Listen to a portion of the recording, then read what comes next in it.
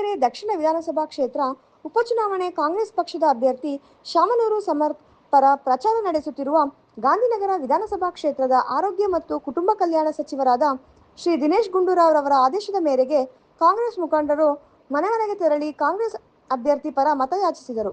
ಇದೇ ಸಂದರ್ಭದಲ್ಲಿ ಅನೇಕ ಮುಖಂಡರು ಮಾತನಾಡಿ, ದಾವಣಗೆರೆ ದಕ್ಷಿಣ ವಿಧಾನಸಭಾ ಕ್ಷೇತ್ರ ಕಾಂಗ್ರೆಸ್ ಪಕ್ಷದ ಭದ್ರಕೋಟೆ.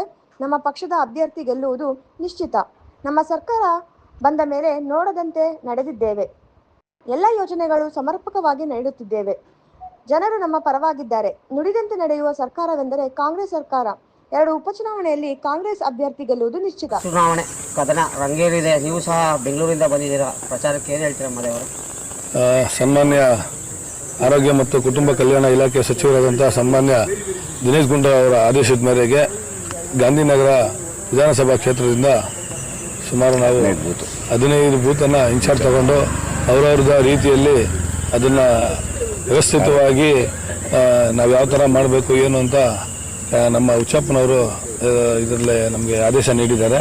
ಸೊ ಹಾಗಾಗಿ ಮನೆಗೆ ತೆರಳಿ ಏನು ನಾವು ಹ್ಯಾಂಡ್ ಬಿಲ್ ಏನು ಮಾಡಿಸಿದ್ದೀವೋ ಅದನ್ನು ಕೊಟ್ಬಿಟ್ಟು ಏನು ಪಂಚ ಗ್ಯಾರಂಟಿಗಳು ಸರ್ಕಾರ ನೀಡ್ತಾ ಬಂದಿದೆಯೋ ಅದರ ಮುಖಾಂತರ ನಾವು ದಾವಣಗೆರೆ ಉಪಚುನಾವಣೆಯಲ್ಲಿ ಭಾರಿ ಬಹುಮತದಿಂದ ಸಮರ್ಥ ಅವ್ರನ್ನ ಗೆಲ್ಲಿಸಬೇಕು ಅಂತ ಪಣ ತೊಟ್ಟಿದ್ದೀವಿ. ಮತದಾರರು ಏನು ಹೇಳ್ತಾ ಇದ್ದಾರೆ ಸರ್? ಮನೆಗೆ ಹೋಗ್ತಾರೆ. ಇವಾಗ 2.5 ವರ್ಷ ಆಗಿದೆ ಅಷ್ಟೇ ಚುನಾವಣೆ ಆಗಿ.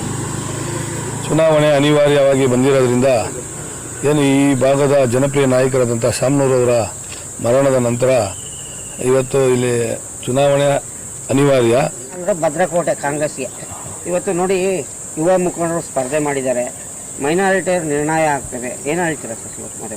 ಇಲ್ಲ, ಇತ್ತೊಂದು ದಿನ ನಮ್ಮ ಅಲ್ಪಸಂಖ್ಯಾತರು ಏನು ನಮ್ಮ ಪೈಲ್ವಾನವರು ಈ ನಾಮಪತ್ರ ವಾಪಸ್ ಪಡ್ಕೊಂಡು ಎಲೆಕ್ಷನ್ನಿಂದ ನಿವೃತ್ತಿ ಹೊಂದಿದ್ದೀನಿ ಅಂತ ಯಾವತ್ತು ಬಂದು ಮತ್ತೆ ಕಾಂಗ್ರೆಸ್ಗೆ ಸೇರ್ಪಡೆ ಆದರೂ ಅವತ್ತು ಅಲ್ಪಸಂಖ್ಯಾತರೆಲ್ಲ ಒಗ್ಗಟ್ಟಾಗಿ ನಾವು ಎಂದೆಂದಿಗೂ ಕಾಂಗ್ರೆಸ್ ಪಕ್ಷದ ಜೊತೆ ಇರ್ತೀವಿ.